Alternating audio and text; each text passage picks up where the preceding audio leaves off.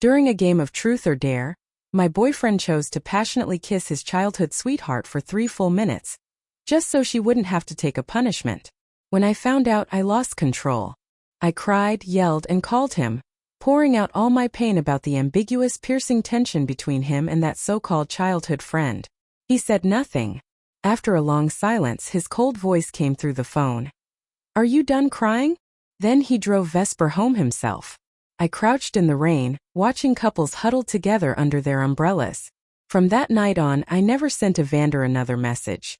3 months later, I bought a men's wristwatch at an auction. When Evander heard, he chuckled softly. "Forget it. In 3 days, I'll go coax her back myself. She just needs a way to save face." His friends also started messaging me one after another to congratulate me for successfully having Evander wrapped around my finger. I didn't reply to any of them. I simply posted a photo of my marriage certificate. The day Evander kissed Vesper was my birthday. He had promised to take me to a mountain resort that night to watch the fireworks. I dressed up carefully, wearing a short red dress that suited the early autumn chill. By the time he arrived, I was already shivering downstairs. His black Maybach stopped quietly at the gate. Avoiding my mother's teasing gaze, I quickly slipped into the car. As soon as I sat down, I reached into the pocket of Evander's coat. He must have found it improper. After glancing at the driver, he frowned slightly and pulled my hand away. The car was heading toward the airport. Halfway there, Evander's phone rang. Vesper's name flashed across the screen. Irritated, I refused to let him answer. Ever since she had returned from abroad, she had found every excuse to tag along whenever Evander and I were alone. 3 people made an awkward crowd, but Evander never saw it that way. He even scolded me for being too petty, too dramatic, as if I couldn't tolerate a female friend he'd grown up with. This time was no different. Evander shook off my hand and answered the call. Vesper's tearful voice came through. "Evander, I'm at the Obsidian Lounge." Watching his expression, my heart sank. Her voice was broken and trembling, but I understood enough. Vesper had lost a round of truth or dare, and now had to kiss a man for 3 minutes, or face some punishment. She didn't say what the punishment was, only that she didn't want to be punished. Evander agreed. "I'm on my way." Then he lowered his gaze and told the driver to take me home before going to the club himself. Of course I refused. "You're going there, are you going to kiss her too?" "Evander, I don't want a tainted man. Don't forget, today is my birthday." That was my bottom line. He pinched my cheek lightly, eyes dimming. "I won't. They'll show me some respect. Don't worry, I'll be back soon. Be good, Cressida." But not long after I got home, I received a video. In the dim light of a private booth, Vesper was sitting on Evander's lap, kissing him deeply. When she leaned forward, Evander didn't avoid her. There was even a faint smile on his lips. Even if it was Vesper who initiated it, the scene was unbearably intimate. People around them were cheering and teasing. My tears fell instantly. I called Evander right away. He didn't pick up. So I called again. The 3rd time he finally answered. "Evander, let's break up." When I said it, my chest ached so much I could barely breathe. 3 years of memories with Evander flashed before me. Evander was always aloof, born with a kind of quiet arrogance that came from his privileged background. But to me he had once been so gentle, so attentive. Until Vesper came back. Tears streamed down my face as I reminded him of how, after she returned on Valentine's Day, when it should have been our day, he took me to the movies. Yet when the scary part came on, he turned to cover Vesper's eyes instead. Evander never liked amusement parks. I had begged him several times to go with me, but he always refused. Until his birthday. I waited for him at his villa for hours before he finally came home, holding 2 bags of cartoon plushies. Only then did I learn that he had gone to the amusement park that afternoon, with Vesper. It was as if all my bottled-up grievances had burst free. The more I spoke, the sadder I became. By the end, my throat was raw and trembling. But Evander stayed silent the whole time, until I finally ran out of tears. Then coldly he spoke. "Are you done crying?" His tone carried a faint impatience, like a bucket of cold water poured straight over my head. It told me just how pathetic I must have looked to him. My chaotic emotions vanished instantly. I stared at the photo of him kissing Vesper. My heart went completely numb. Even though I didn't want to admit it, a small part of me had still hoped that he'd comfort me like he used to when I cried over his closeness with Vesper. But his words shattered that fragile hope. Suddenly, everything felt meaningless. That was all I said quietly. He hung up right after. An hour later, I received another message. An anonymous photo. Evander was carrying Vesper into his car. Her hand was tucked into the pocket of his coat. And this time he didn't pull it away. I sank to the floor, closed my eyes, letting tears fall onto the back of my hand. After a long while I stood up and washed my face. Once I had calmed myself, I told my parents that Evander and I had broken up, and explained what had happened. They were furious, of course, but their comfort was full of warmth and love. Looking at them, I felt a strange sense of relief. I was lucky after all. I had grown up surrounded by love. And because of that, I could never debase myself by clinging to a man who didn't love me. Maybe I wouldn't get over it right away. But I knew it would be sooner than I thought. After dropping Vesper off at her house, Evander turned to leave. Before he could go, Vesper, her face flushed, asked softly if he wanted to stay. The air between them was still heavy with the kind of tension that only exists between adults who've crossed the line of innocence. Evander understood exactly what she meant. But then a gust of cold wind swept through, scattering the last traces of that lingering intimacy. He suddenly thought of Cressida's tearful voice from earlier, and after a moment of hesitation, he shook his head. No. Vesper gave a faint, teasing smile. Oh, I see. Going to comfort your little girlfriend now? Evander, if you keep spoiling her like this, she's going to have you wrapped around her finger. I bet this won't be the last time she threatens to break up with you. Evander frowned, unsure whether he was irritated by her tone or by himself. The idea of coaxing Cressida, which had flickered in his mind, vanished completely. He said a brief goodbye to Vesper and left. Once in the car, he opened his chat with Cressida. No new messages. For some reason that silence annoyed him. So he called up a few friends and went to the club. News in their social circle spread fast. The moment he walked in, his friends began teasing him. Tisk tsk. Must be hard being loved by two beauties. You've got the stunning Cressida, and that sweet little childhood friend too. Then why do you still look so sour, man? Well, considering Miss Cressida's temper, I bet she's already dumped you again, huh? Evander sat down on the sofa, his long legs crossed lazily, as he shot them a sidelong look. When did you all start talking this much? The group went silent for a second, exchanging glances. Come on, Evander. No need to get defensive. Did we hit a nerve? But seriously, kissing Vesper while you're still with Cressida? Sure, in our crowd that kind of thing isn't rare, but it's still not exactly classy. Aren't you afraid this time Cressida might actually leave you for good? Evander raised his glass and took a slow sip before replying. She won't. She's been bringing up breaking up too often lately. Maybe it's time she cools off a little. His friends chuckled. Yeah, fair enough. 3 days later, my mother arranged a blind date for me. Before I could protest, she had already dressed me in a short ivory Chanel-style dress. At least go say hello, she said pleadingly. The other person is already waiting for you. If you don't go today, how do you expect Mom to explain it to them? I had no choice but to agree, though I planned to make things clear once I arrived. After all, Evander and I had just broken up. It wasn't that I couldn't forget him. It was that I simply wasn't ready to start a new relationship. However, when I arrived at the private room in the restaurant my mother had mentioned, I saw a young man in a white sweatshirt sitting there. His face was full of youthful energy. He didn't look older than 22 or 23, maybe freshly graduated. And what was stranger, he looked familiar.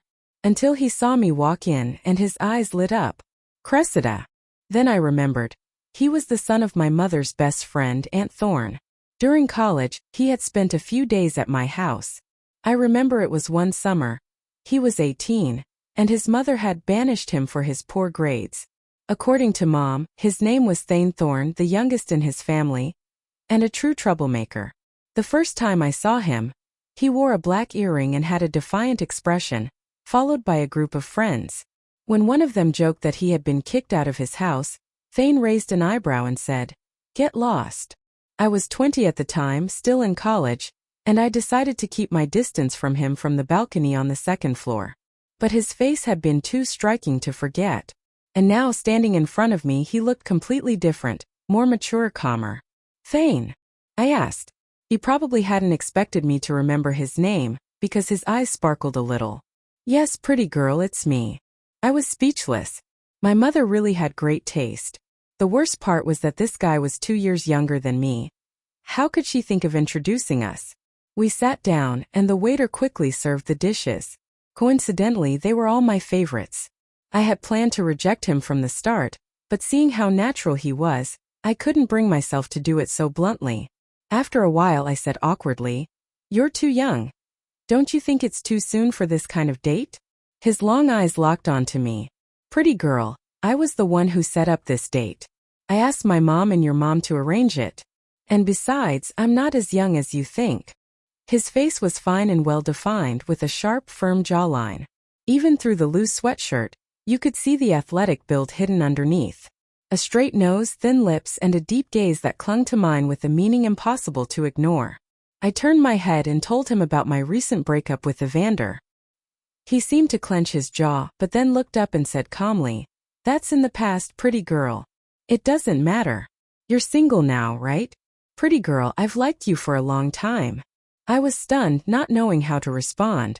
Throughout dinner, Thane barely ate. He just kept peeling shrimp and crab for me. "You don't have to, really. I feel bad," I said, embarrassed. He looked at me with a mix of tenderness and hurt. "It's fine. Even if you don't like me, it's enough that I like you." All I could do was lower my gaze, not knowing what to say. When we said goodbye, he suddenly pressed me against the door. He narrowed his eyes, staring at me intently, and smiled. "What is it?" I asked nervously. He raised a hand and brushed my lips with his thumb. "Nothing. You didn't wipe them properly."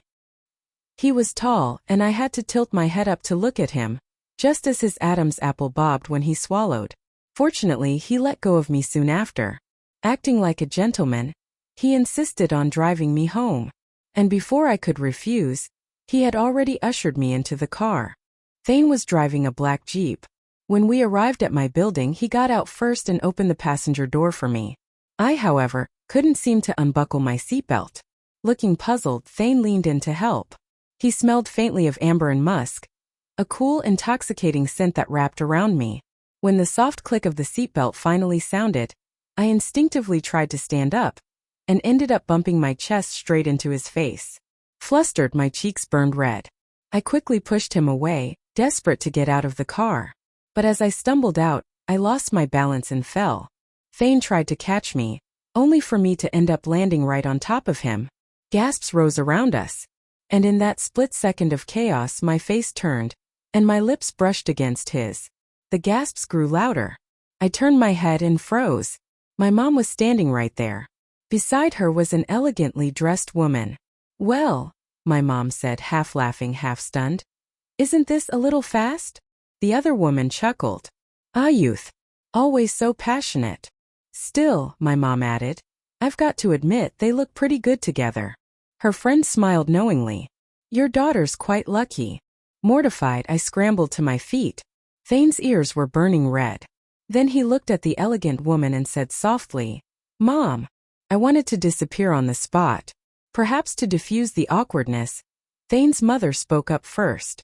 "So, does this mean the blind date was a success? Are you two officially dating now?" I opened my mouth to explain, but before I could say a word, Thane nodded. I turned to stare at him, speechless. He leaned close and whispered, "Little cutie, that was my first kiss." 3 pairs of expectant eyes were fixed on me, waiting for confirmation. In the end, I could only nod. There was no point denying it. After all, I had literally fallen onto him and kissed him in front of both our mothers. No amount of explanation could save me now. Later that night, when I got home, Thane sent me a message. "Little cutie, if you don't like me, don't feel pressured. I'm okay with it." That somehow made me feel even more guilty and embarrassed. But thinking it over, I wasn't exactly losing out here. He was handsome, kind, and someone I already knew. Maybe it was worth giving it a try. And so, just like that, Thane and I became an official couple. He often came to pick me up, always full of energy. From amusement parks to private hot springs, horseback riding, archery, surfing, he never seemed to run out of plans. During movies, his gaze never left me once. He was obedient, sweet, like a loyal little puppy. The only issue was that he was younger than me. Every time I mentioned it, my mom would just shrug and say, "What's wrong with that? Youth has its perks, you'll see." I could only sigh in exasperation. On Thane's birthday, he had invited me early in the day to join his celebration that evening. I realized then that I'd never actually given him a present before. Glancing at an invitation to an upcoming auction, I decided to go, hoping to find something special for him. I remembered that tonight, a luxury men's watch worth 8 figures would be up for bidding. Thane's uncle ran a major company in Valerius City, wildly successful but childless because of his wife's health. He treated Thane and his cousins like his own children. Money had never been an issue for the Thorne family. Still, I wanted to give Thane something meaningful. What I didn't expect was to find Evander's friend, Gideon, bidding for the same watch. First, he didn't even notice me. We went back and forth a few rounds before I finally raised the sky lantern bid, the sign of a final, decisive offer. No one else raised their paddle after that. When I stood up to complete the transaction, Gideon looked at me in shock. "Cressida? You're here too? That sky lantern bid, was it you?" I nodded. Compared to Evander's other friends, Gideon had always been more polite toward me, though we weren't particularly close. I didn't linger, it was Thane's birthday and I didn't want to be late. Seeing me fidget with my car keys, Gideon offered a courteous goodbye and left. Thane's birthday party was held at the Obsidian Lounge, the most exclusive club in the capital, renowned for its privacy and luxury. I went home first to change, swapping my business-style short skirt and white shirt for a pale nude pink bodycon dress, the hem just above my knees, and shaped like a mermaid's tail. I let my softly curled hair fall loose and did my makeup carefully. Thane had offered to pick me up, but I refused. As the host, he needed to stay and welcome his guests. When I finally arrived and reached the private suite with the gift in hand, I noticed the door to the room across the hall was slightly ajar. And from inside, I heard Evander's voice. The capital isn't exactly small, but sometimes fate enjoys cruel timing. I froze by the doorway as I overheard Gideon's familiar tone from within. "Evander, guess who I saw this afternoon?" Evander was sitting right in the center of the room. I could clearly see his expression from where I stood. "Who?" Gideon smiled. "Cressida." Evander's fingers paused mid-motion. "She was at the auction, bought a wristwatch. I liked that watch too, bid a few times, but guess what? Cressida outbid everyone with the sky lantern." He chuckled. "It's a men's watch. I bet she bought it for you." Evander leaned back on the sofa, a faint smile tugging at his lips. "She's generous, I'll give her that. Didn't expect her to go as far as lighting a sky lantern just to bow her head." Gideon took a sip of his drink. "She liked you so much, Evander. Don't you plan on making up with her? It's been 3 months since she last contacted you." Evander smiled again, unbothered. "It's just a cold war. Seems she's finally cooled off, maybe even come to her senses. Give it 3 more days. I'll go coax her back myself. She's always been proud and stubborn. Best to give her away to save face." His tone carried a quiet arrogance that made his meaning clear. Around him, his friends exchanged looks, some uncomfortable, some pitying. Even Vesper, sitting beside him, couldn't hide the embarrassment on her face. I didn't watch any longer. Quietly, I turned away and walked into the room next door. Thane's brother was not what I had imagined. Although they were all young, some quiet, others more flamboyant, they treated me with great respect. It felt as if Thane had already told them about me beforehand. Among them were several girls who greeted me warmly, and soon began chatting about clothes and jewelry. Once we had grown a bit more familiar, a few of them, cheeks flushed, hugged me in a corner, resting their heads against my chest. Thane turned red to the tips of his ears and with a serious face pulled me away. "I haven't hugged you yet, that's not fair," he said. The private room fell silent instantly. One of his friends scratched his ear. "Who's the fool who just said that?" he asked teasingly. Thane shot him a cold look, and the other immediately shut up. When the birthday party ended, I noticed Thane hadn't taken his eyes off me for even a second, so I asked directly, "Do you want to hug me too?" His eyes lit up. "Can I?" Before he even finished the sentence, his arms were already around my waist. A drunk man nearby whistled, staring at me. Thane immediately took off his jacket and wrapped it around me. "Pretty girl, I'm going to get the car. Wait for me here." I nodded, but time passed and he didn't come back. When I went to the parking lot, I saw him with a man beneath his feet, hitting him furiously. His gaze was that of a wild wolf dog, his fists hard as stone. Only when he heard my footsteps did he lift his head, like a puppy who knows he's done something wrong. He straightened up and the other man ran off immediately. Thane looked a little frustrated. I found it amusing and reached out to ruffle his black hair. "Pretty girl, hasn't anyone told you that you shouldn't touch a man's head?" he said, half laughing. I smiled. "But it's okay to pet a little wolf, isn't it?" He went to wash his hands, then took me to the car.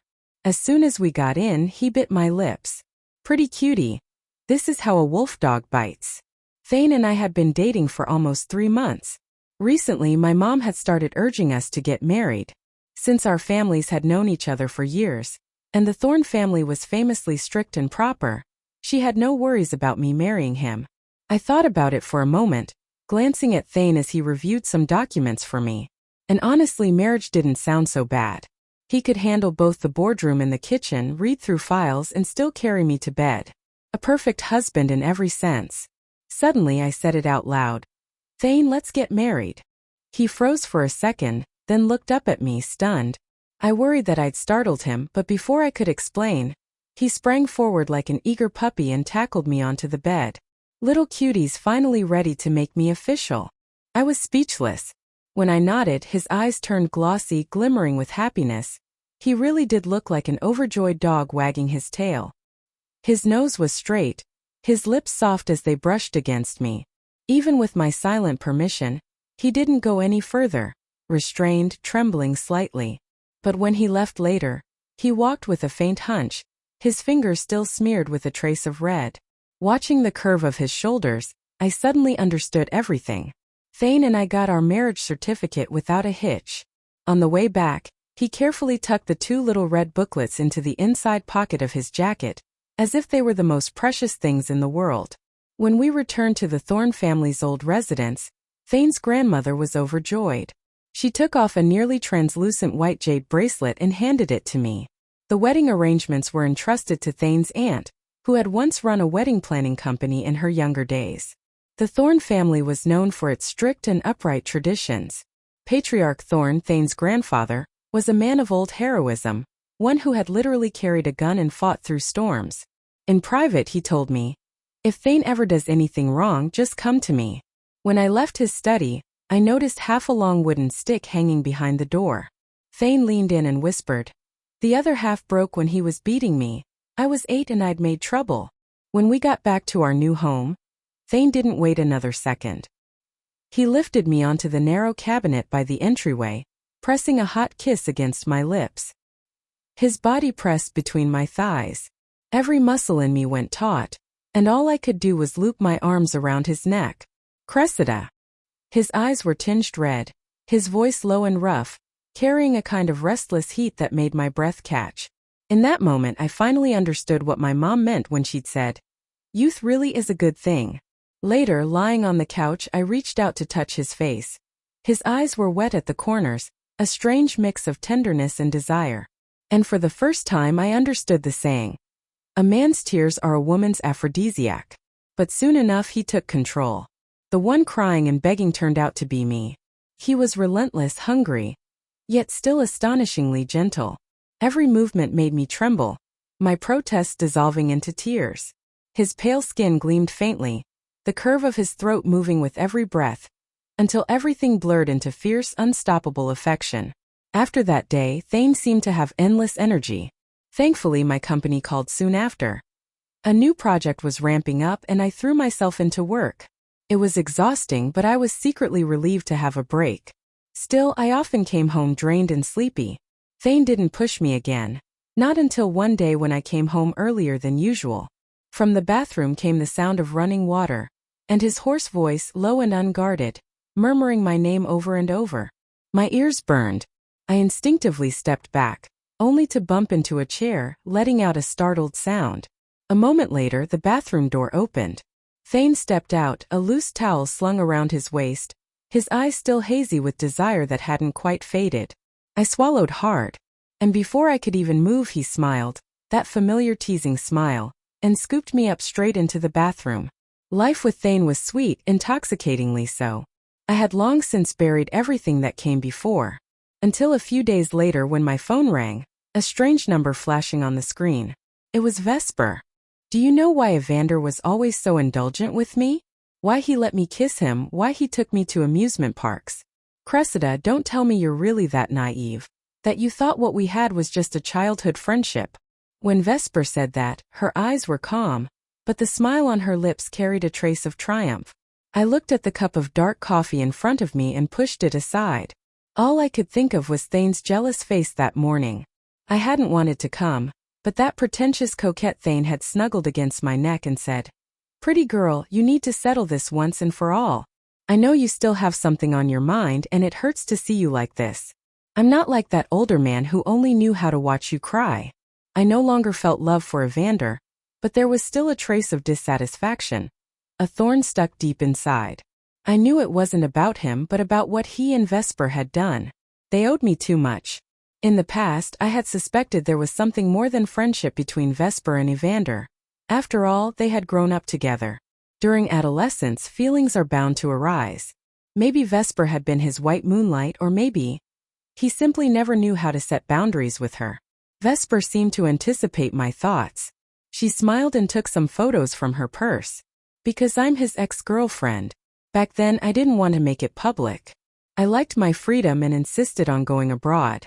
Cressida, you know what? The day I left, Evander begged me desperately to stay. So now you know. You'll never be able to beat me.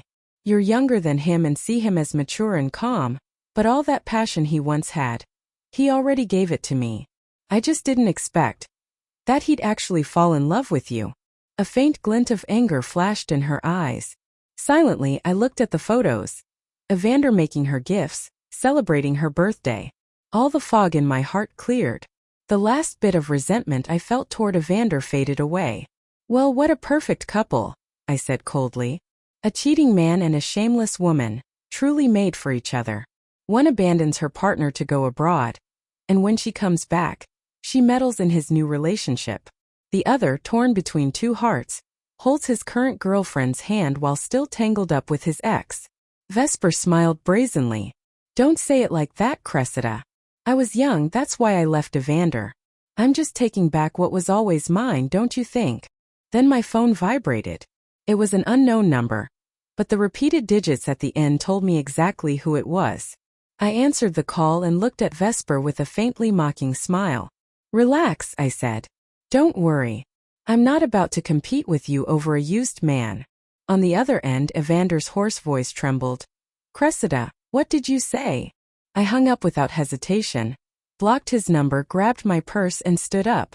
Before leaving, I poured the cold coffee right over Vesper. At first, I didn't intend to do anything to you, I said calmly.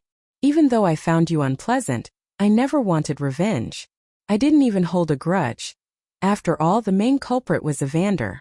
But you insisted on coming here, wearing that smug smile, just to dirty me with your words. Vesper screamed, soaked. As I walked out, I heard her calling Evander through sobs. Then his voice came through the phone, cold, commanding. Cressida, apologize to Vesper. I didn't answer. I simply drove straight back to the company. As I sat down in my office chair, I noticed a message from Thane pop up on my phone. Little cutie, I think I added too much salt. Came with a photo. He was shirtless, wearing only a deep blue apron, his pale skin sharply defined under the light, standing in front of the stove. It was a live photo. When I tapped it, I heard his voice in the background. Grandma, come closer. Otherwise Cressida won't be able to see how handsome I am. You brat, I'm too old for this. You're lucky I can still hold the camera straight. I have to win Cressida's heart, don't I? Who knows if that shameless old man outside might regret losing her one day. I couldn't help laughing, half exasperated, half amused, and replied with a few teasing messages. He responded right away, cheerful as an overexcited puppy. When I left the chat and opened my messages, I noticed several unread ones waiting for me. The contents made me pause. Cressida, I didn't expect Evander to finally give in. Congratulations, you've really got him wrapped around your finger. A man like him, so proud by nature, deciding to humble himself just to win you back. That's something. I thought of the same group of people cheering the day Vesper came back, how they had so quickly arranged for her to sit beside Evander at every gathering. A wave of disgust rolled through me. Remembering Thane's messages from earlier, I unlocked my phone again and posted an update. Married. Don't bother. Attached was a photo of our marriage certificates, the day we'd gotten them. After hitting send, my assistant entered with a folder. I took it, set my phone aside, and got back to work without another glance. When Evander heard Cressida's words over the phone, used goods, his heart skipped a beat. What did she mean? Her tone was too calm, too distant. Nothing like the Cressida he used to know. He wanted to say something, anything, but she hung up before he could. When he tried to call again, he discovered she had already blocked him. He was in Valyria City on a business trip, and for the first time in a long while panic clawed at his chest. It felt as though something essential had been ripped out of his life. When his phone finally rang again, he snatched it up at once. Cressida, he breathed. But the voice on the other end was Vesper's, soft, trembling, edged with tears. Evander. I met with Cressida for afternoon tea. I wanted to talk her into reconciling with you. I didn't expect her to throw iced coffee all over me. He barely heard the rest. All he caught was Cressida's name. And somehow, without thinking, he said, Cressida, apologized to Vesper. The words slipped out, and the moment they did, he regretted them. But that had always been his pattern, hadn't it? Ever since Vesper returned, people around them had instinctively placed her beside him, leaving an empty seat in the corner for Cressida. When Cressida refused to sit, Vesper would stand and offer her place, then leave in tears. And every time, the others would rush to comfort Vesper. He'd frown and tell Cressida to apologize. Her face would tighten, pale and humiliated, lips pressed together in silence. So he'd simply get up and sit beside Vesper himself. That day, Cressida had stormed off. Someone had asked why he didn't chase after her, but he'd thought, Cressida was easy to coax, and they were halfway up the mountain anyway. Even if she left, she couldn't go far. At worst, she'd just sulk by the gate. Still, he'd taken the car keys and gone out, only to find that she was gone. He remembered her tearful face. She was proud, always had been. Even when she cried, her tears never fell. They just clung to her lashes, shimmering with stubbornness. She was barely in her 20s, young girls in love were easy to win back. He had picked out a gift himself, apologized in person, and pointed toward the durian beside him. Cressida had relented, not making him kneel, just wrapped her arms around his waist and said softly, Don't do this again. He thought this time would be the same. He even thought of the watch she'd bought and felt a flicker of reassurance. Until Gideon's message came through. Evander, did you see Cressida's latest post? She's married. The screenshot that followed was blinding. The glass cup on his desk slipped from his hand and shattered against the floor, shards scattering everywhere. And as the sound of breaking glass filled the room, he realized something inside him had shattered too. I worked until 10 at night.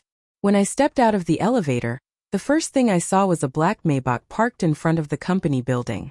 It had 3 different license plates. The owner of the car was obviously someone with money.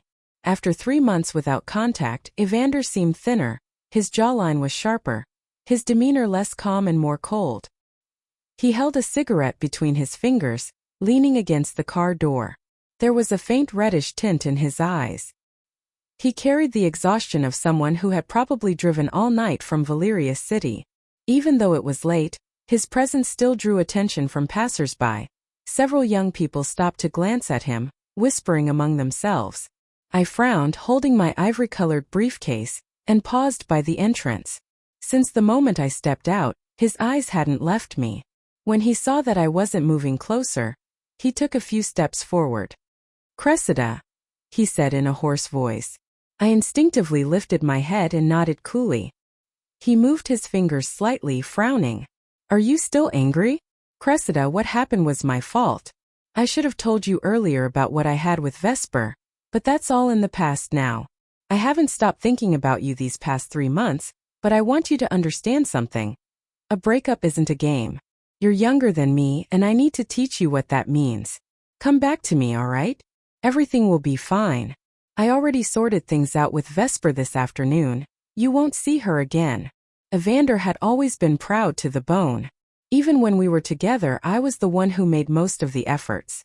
I used to think that since he was 5 years older and had a reserved personality, it was normal for him not to show too much passion. But his kind of intensity simply wasn't meant for me. I remembered that day when he and Vesper came back from the amusement park, the anger that consumed me. We argued, he frowned, turned away, and went into his study, leaving behind only one sentence. Calm down a bit. Maybe out of guilt or habit, the next day he filled the house with stuffed animals. But I had never wanted toys. What I wanted was what he gave to Vesper. Maybe before that night, his words might have moved me. But now, as I looked at him, only one thought crossed my mind. Love that comes too late is worth less than withered grass. Everything that arrives after its time, when it no longer matters, is meaningless. I looked at him with a cold smile. Evander, that's all in the past. When two people who once loved each other meet again, I can't pretend we can still be friends or cling to what's already gone. For me, all of that is over. He looked at me, and for the first time, his voice sounded almost defeated. Let me take you home. Then I saw a figure approaching from across the street. I curved my lips and lifted my gaze to Evander, answering distantly. There's no need. My husband came to pick me up. Evander let out a small, disbelieving laugh. Cressida, don't make me laugh. I don't believe you're married. We're not done yet, Cressida. Don't do anything foolish. He was still so convinced that I loved him, so sure he still held power over me. He didn't even notice the panic flickering in his own eyes, until Thane's arm slipped around my waist.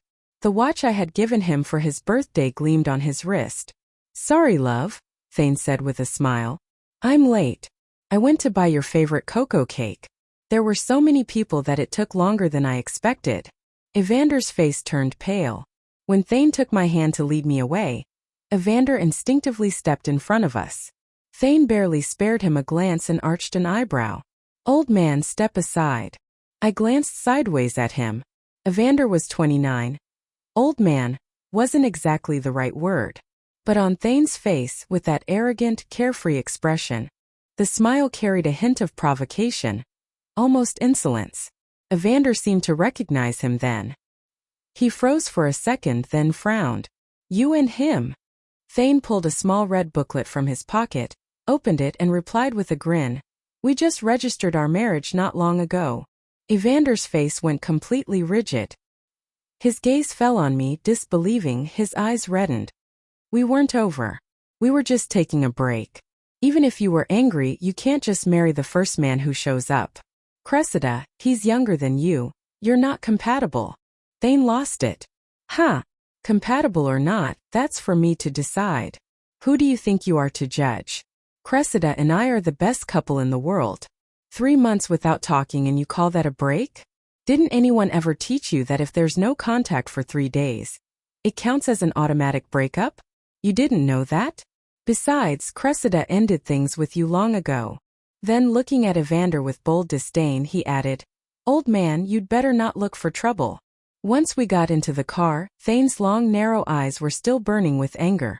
The door shut with a heavy thud, and he immediately pulled me into his arms, his voice soft and full of wounded pride.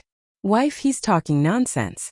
We're perfect for each other in every way, especially in bed. My face flushed crimson. I slapped a hand over his mouth, mortified. But what I didn't expect was that very night, Thane would drive me straight to the old family house. At dinner, he started sighing loudly and repeatedly. No one else spoke. Clearly, they all knew exactly what he was trying to do. Several of them looked downright annoyed. Only his grandmother finally asked, What's wrong with our Thane today? That was all the encouragement he needed. He immediately launched into his story, spinning it so dramatically that Evander sounded like some shameless homewrecker trying to ruin our marriage and tear apart two deeply in love newlyweds. And then, just to make sure he had everyone's sympathy, he finished with a flourish. If I lose my wife, I won't live either.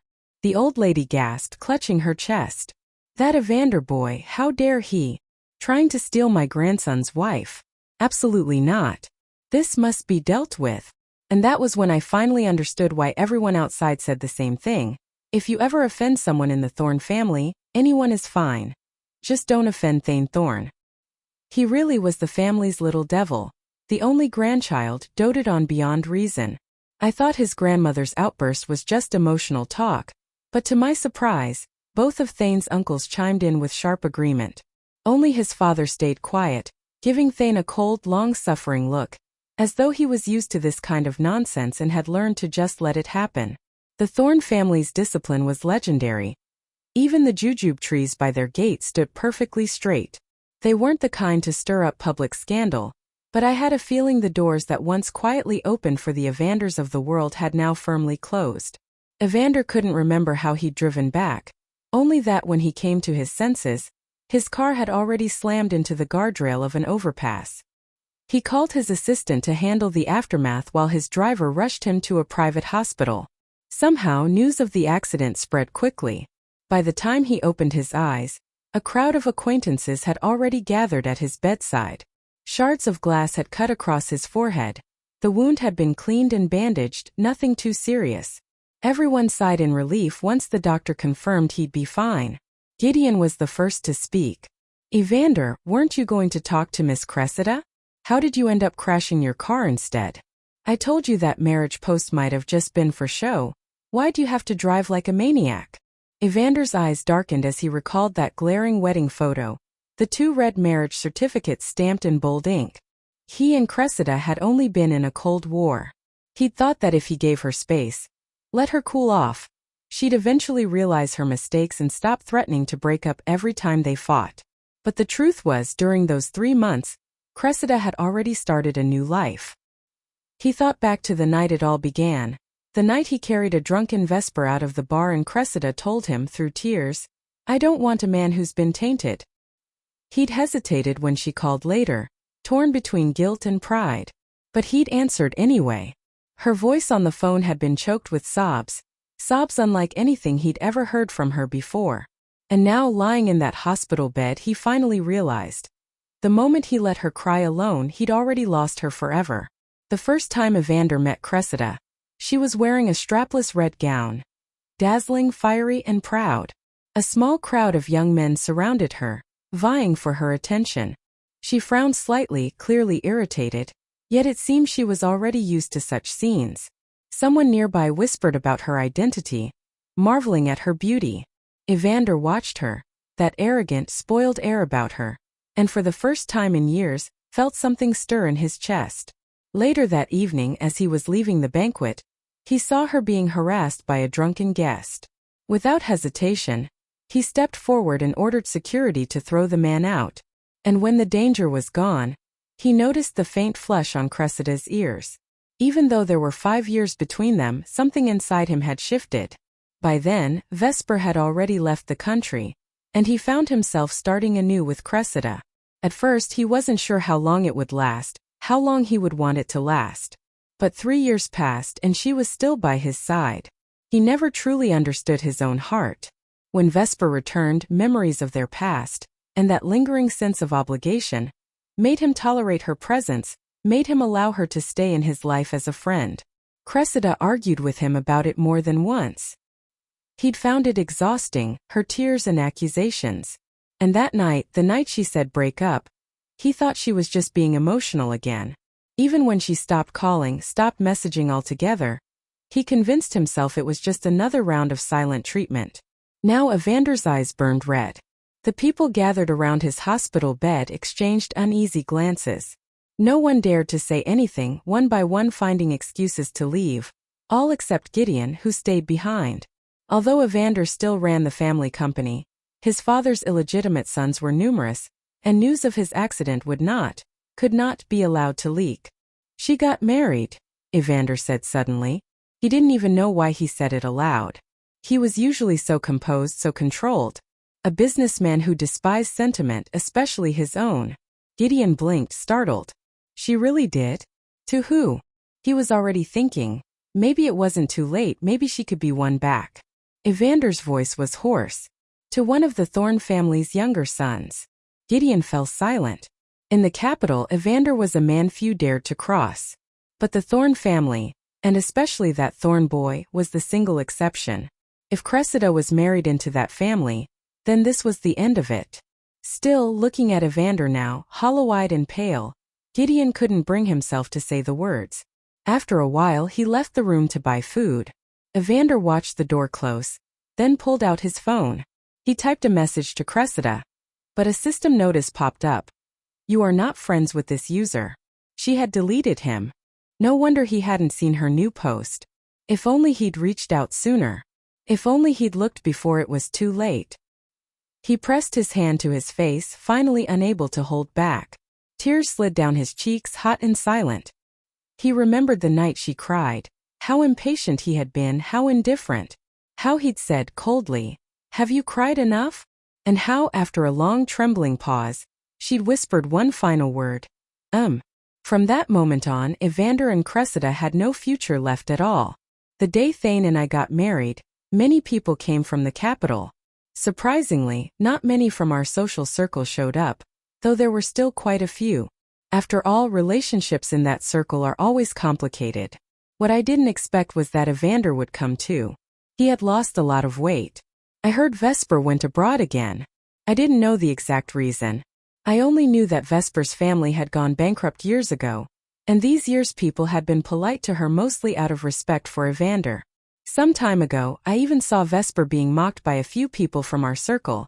They said she had stolen a foreign boyfriend from a Chinese exchange student overseas. Compared to last time, Evander now looked much more worn out. When the wedding host told Thane to go on stage first, he was so nervous. "Hey cutie, don't you dare run away from the wedding." His groomsmen burst into laughter. "Come on, get in there. We'll keep an eye on your bride, all right?" Thane walked ahead but couldn't stop turning back to look at me.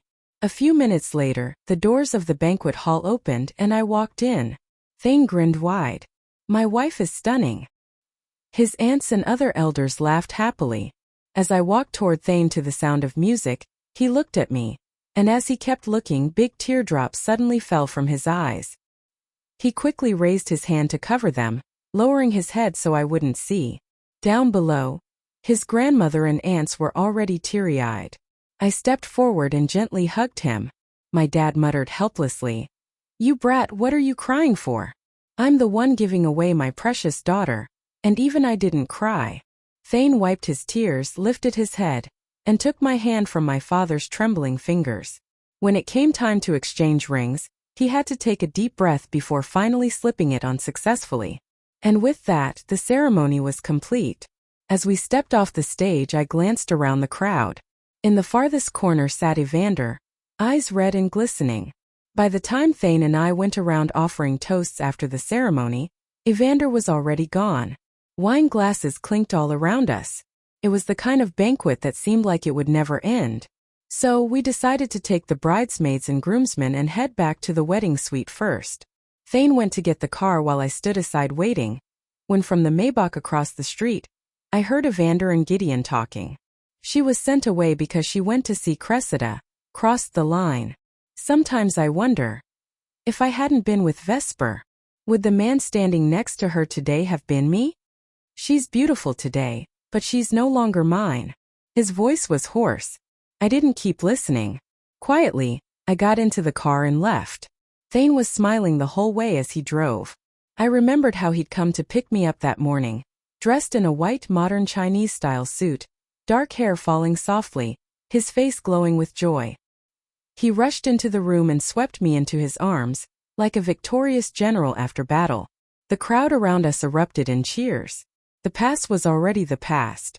Thane took me to the villa, and as soon as night fell, he hurriedly sent everyone away. In a rush he pulled me into the room. His white shirt slipped to the floor.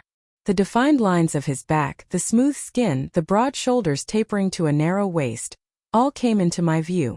Even without looking at his face, I could feel the raw, youthful energy radiating from him. He took my hand and placed it on his abs. His lips brushed against mine, warm, insistent. In the stillness of the night, soft restrained moans mingled with the moonlight outside. His love was always sincere, always burning. Just before drifting off to sleep, a sentence I once read came to mind. May the next time we shed tears it be because of happiness. The first time Thane met Cressida was in the courtyard of her house. After sending everyone else away, he looked up and saw Cressida sitting on a balcony chair on the second floor, wearing shorts and a little tank top. A slim waist, long legs, her hair cascading down her back. Perhaps she sensed his gaze, because Cressida quickly got up and left.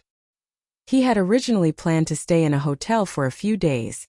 After all, he was already an adult then. But when he remembered that delicate face, he decided to stay. Cressida seemed to be afraid of him. Ever since he'd moved in, she hadn't come downstairs to eat. When the housekeeper brought meals up, she'd mumble in confusion, wondering why Cressida suddenly refused to eat downstairs. On the night before he was supposed to leave, he came home very late. And right as he entered, he saw Cressida in the kitchen, drinking water. She seemed a bit dazed. Mistaking him for someone else, she set down her glass and stepped closer, wrapping her arms around his waist. She murmured something he couldn't make out. All he could hear was his own heart pounding wildly, his nose filled with the faint, sweet scent of the girl in his arms. The next time he heard about Cressida was when his mother and aunt were talking. They said Cressida had a boyfriend now. He pressed his lips together and stayed silent. Inside, jealousy raged uncontrollably. But since Cressida was in college, he could only force himself to let it go. Still, during the summer, he would happen to show up at her house a few times. That's when he finally confirmed it. Cressida was afraid of him. He had someone keep an eye on Evander. When he found out what had happened between Evander and Cressida, he immediately told his mother that he liked Cressida. And right after saying it, he didn't forget to ask her to set up a blind date with Cressida for him. His mother, of course, refused. But he said, "If I can't marry Cressida, I'll never marry anyone in this life." His mother shot back, "Suit yourself." He glanced at the group of relatives in the living room who were clearly eavesdropping, then smiled. "Fine. If I don't get married, I'll just be someone's homewrecker." In the end, he still got his wish. He went on that blind date with Cressida. After all, the Thorne family would never allow him to be someone living in the shadows. Unexpectedly, Cressida kissed him first. And after that, everything naturally fell into place. He played the part of the obedient boy. As expected, Cressida soon accepted him. When he beat up that drunk man, he thought Cressida would break up with him. He was lost, unsure what to do. But Cressida only reached out and ruffled his hair. The white moonlight from that summer when he was 18 finally shone on him again. From then on, he and Cressida finally had a future. The end. Please subscribe and see you in the next video. Thank you.